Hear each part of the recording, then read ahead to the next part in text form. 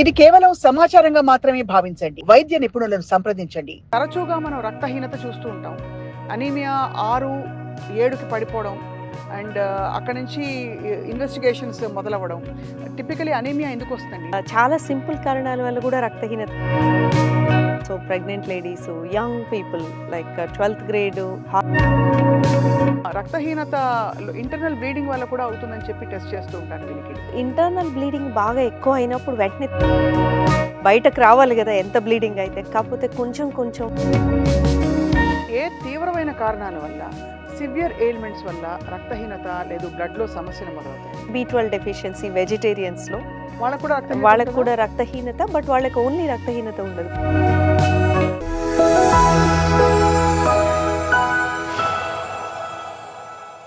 Hello and welcome to Sakshi life.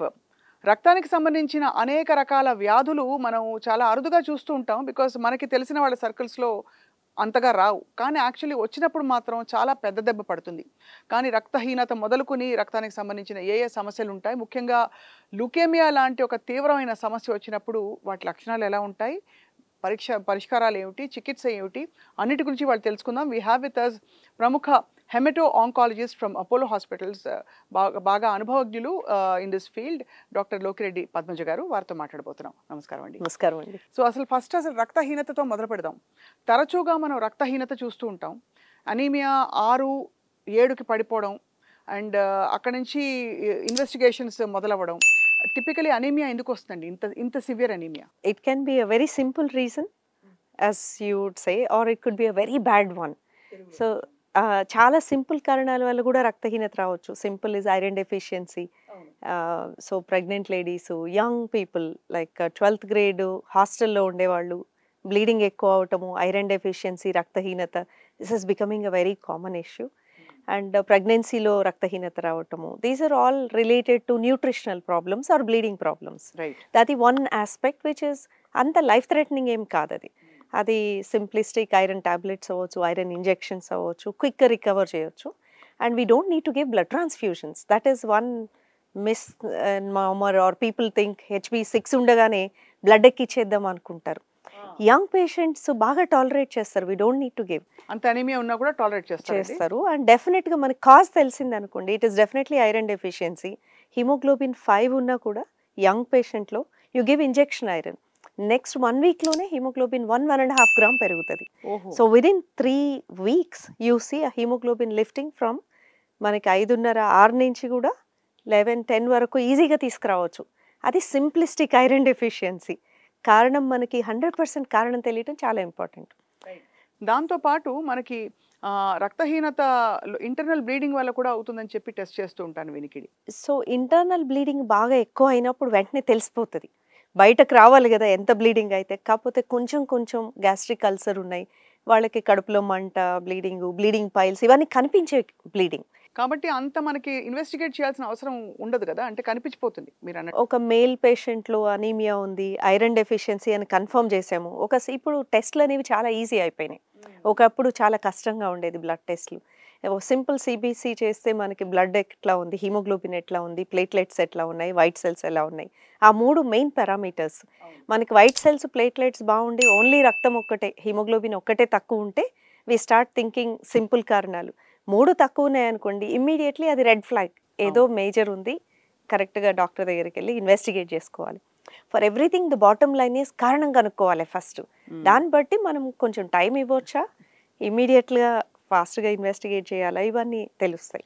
So ఇంకా ఏ తీవ్రమైన కారణాల వల్ల, సివియర్ ఎయిల్మెంట్స్ వల్ల రక్తహీనత లేదు బ్లడ్లో సమస్యలు మొదలవుతాయండి? మనం చెప్పుకునే చాలా సాధారణమైనవి. ఇంకొకటి B12 డెఫిషియన్సీ వెజిటేరియన్స్లో, వాళ్ళకు కూడా రక్తహీనత, బట్ వాళ్ళకి ఓన్లీ రక్తహీనత ఉండదు, ప్లేట్లెట్స్ కూడా పడిపోతాయి. సో ఎవరికైనా బ్లడ్ ప్లేట్లెట్స్ 2 తక్కువ ఉన్నాయంటే first commonest thing B12 check చేయాలి. అది నార్మల్ ఉన్నాకే నెక్స్ట్ స్టెప్కి వెళ్తాం. అన్లెస్ మనం బ్లడ్ మైక్రోస్కోప్లో చూస్తే చాలా అబ్నార్మల్ కణాలు, ఈ బ్లాస్ట్ కణాలు అని కనిపించినాయి అనుకోండి, ఏటీపికల్ లింఫోసైట్స్ అనైనా బ్లాస్ట్ కణాలైనా అట్లాంటి రిపోర్ట్లో ఏమన్నా ఉంటే ఇమీడియట్గా వెయిట్ చేయకుండా డాక్టర్ని చూడాల్సి ఉంటుంది. ఈ లింఫోసైట్స్ ఎక్కువ ఉంటాము బ్లడ్లో, అలాంటివి ఉంటే అది ఒక వార్నింగ్ సైన్, ఏదో సీరియస్ జరుగుతుంది అని.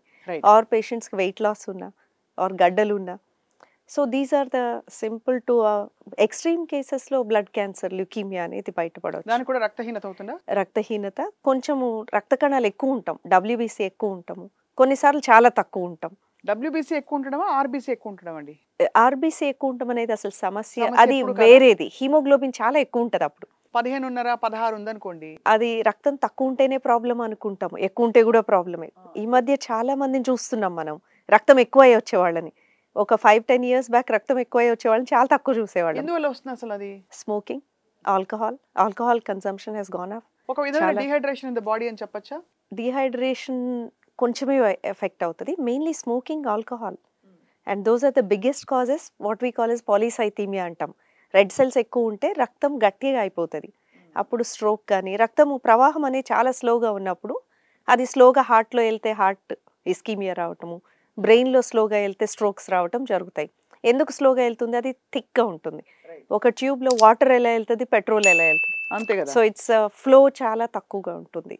సో ఎందుకు వస్తుంది? కామన్గా smoking, alcohol is called secondary causes. లేదు బోన్ మ్యారో కారణాలు, ఎక్కువ ఉత్పత్తి అవటం, చెక్ లేకుండా ఎక్కువ ఉత్పత్తి అవటం, అది ఒక కండిషన్, దాన్ని మైలోప్రాలిఫరేటివ్ డిసీజ్ అంటారు, పాలీసైథీమియా అంటారు. సో రక్తం ఎక్కువ ఉంటే మంచిది కాదు, సో రక్తం తీసేస్తాం అప్పుడు. అదే జోక్గా అయితే మీరు రక్తం తాగుతున్నారు అందరిది అని అంటారు అందరూ. అంటే సో రక్తం తీసేయాల్సి వస్తుంది, అది డొనేషన్ కానీ మనము కొంతమందికి ఎక్కువ సార్లు తీయాల్సి వస్తుంది, ఒక లెవెల్ మెయింటైన్ చేయాలి, లేకపోతే కష్టం అవుతుంది. So that is not a life threatening at all, but అది ఏమంటే మార్బిడిటీ కాజ్ చేస్తుంది. అది అన్చెక్డ్ హిమోగ్లోబిన్ 20 అట్లా ఉందనుకోండి, 19-20 స్ట్రోక్ వచ్చే అవకాశం ఉంటుంది. అదే ఒక 50 ఏళ్ళు 60 ఏళ్ళు దాటి బీపీ, షుగర్, కొలెస్ట్రాల్ అన్నీ ఉండి రక్తం కూడా ఎక్కువ ఉందనుకోండి, అన్నీ యాడప్ అయిపోతాయి. రైట్. సో చాలా జాగ్రత్తగా ఉండాలి, ఎక్కువ ఉంటే ఇమీడియట్గా డాక్టర్ని కలిసి సింపుల్ ట్రీట్మెంట్సే అవి. బట్ ఎక్స్ట్రీమ్ కేసెస్లో రక్తహీనత ఉన్నప్పుడు మనకి బ్లడ్ క్యాన్సర్స్ అనేవి వన్ ఆఫ్ ద పెద్ద ప్రాబ్లము, ప్రాణాంతకం. అండ్ యూజువల్గా పేషెంట్స్ ఏంటంటే ఇది బ్లాస్ట్ కణాలు కనపడగానే ఒక 4 రోజులు ఇంటికి వెళ్ళి వస్తాను, వచ్చి అడ్మిట్ అవుతాను, and that is a medical emergency. Patient చూడటానికి బాగానే ఉంటారు, బట్ 3-4 డేస్లో ఎనీథింగ్ కుడ్ హ్యాపెన్. అవునా? ఏం జరుగుతుందండి? సో తెల్ల రక్త కణాలు ఎంత తక్కువ ఉంటాయంటే దే గెట్ ఇన్ఫెక్షన్స్.